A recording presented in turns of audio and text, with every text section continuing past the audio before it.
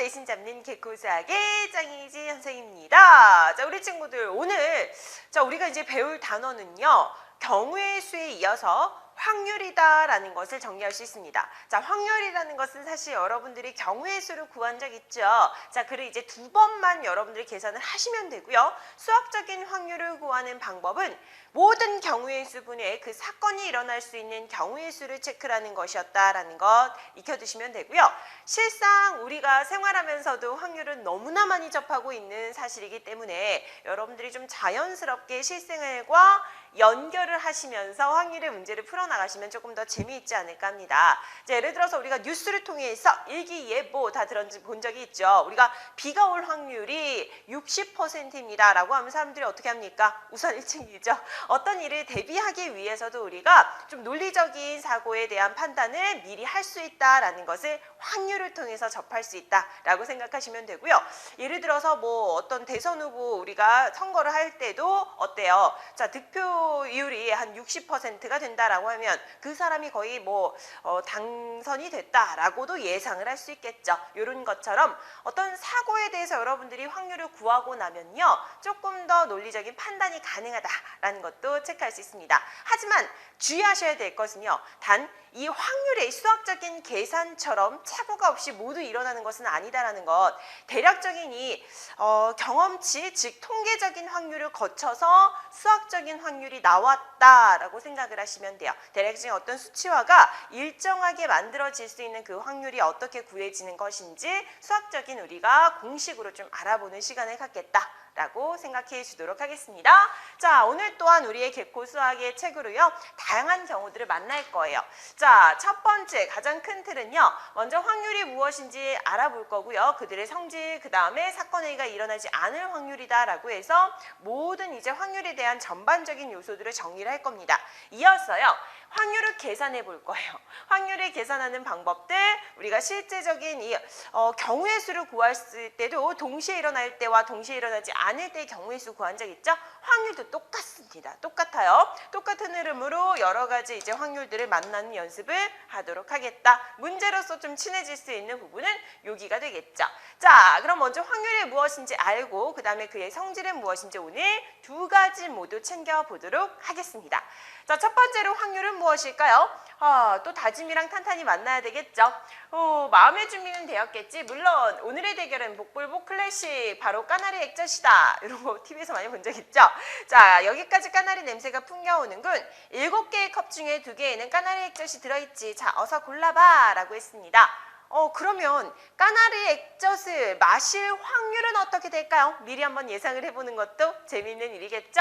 자, 가보도록 할게요. 묻는 것이 뭐였습니까? 까나리 액젓을 선택할 확률을 구하려고 한다라는 것이었고요. 생각해야 되는 것은 어쨌거나 7개의 컵 중에 몇 개? 2개의 컵에 까나리 액젓이 들어있다라는 것이죠.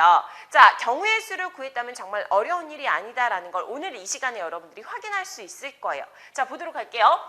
7개의 컵 중에서 2개의 컵에 까나리 액젓이 들어있다. 그러니까 7명이 한 개씩 선택했을 때 2명이 걸리게 된다는 걸 확인할 수 있죠. 그래서 우리가 수학적으로 뭔가 이 확률들을 구해낼 때는 전체 7개 중에, 즉 7명 중에 우리가 2명이 걸릴 수도 있다는 걸 생각한다면 7분의 2가 확률이 되겠습니다 라고 수치화를 시킬 수 있겠다. 요거예요. 아셨죠?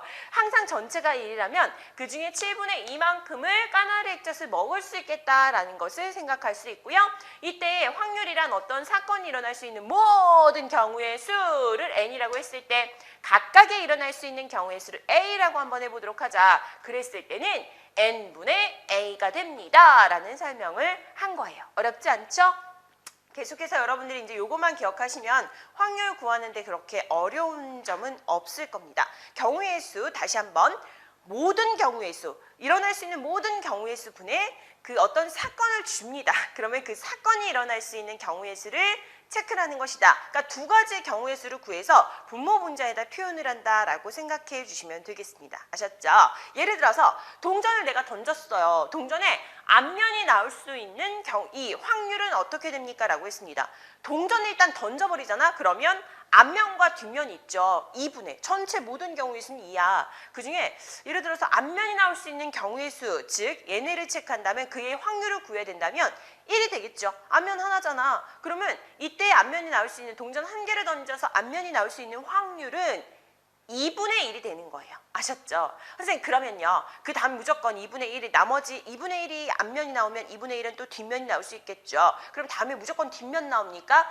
그렇지는 않아요. 확률이라는 것을 우리가 수치화를 시킨 것이지 반드시 그 예외가 없다라는 것은 아닙니다. 아셨죠? 그래서 그렇게 나올 수 있는 확률이 수치화로 2분의 1입니다. 라는 걸 설명했다라는 것 요 정도만 좀 이해를 해주시면 될 것 같습니다. 아셨죠?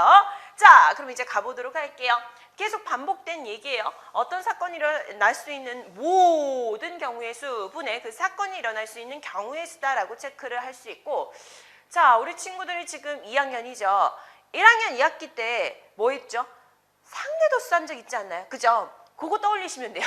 상대도수 쓸 때 뭐였어요? 통계에서. 기억나시죠?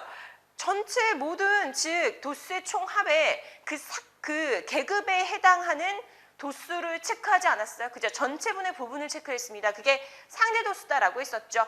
개념 똑같아요. 그렇게 생각하시면 돼요. 하셨죠? 상대도수를 좀 떠올리면서 그 개념들, 확률에 대한 개념을 잡아 나가시면 되겠습니다.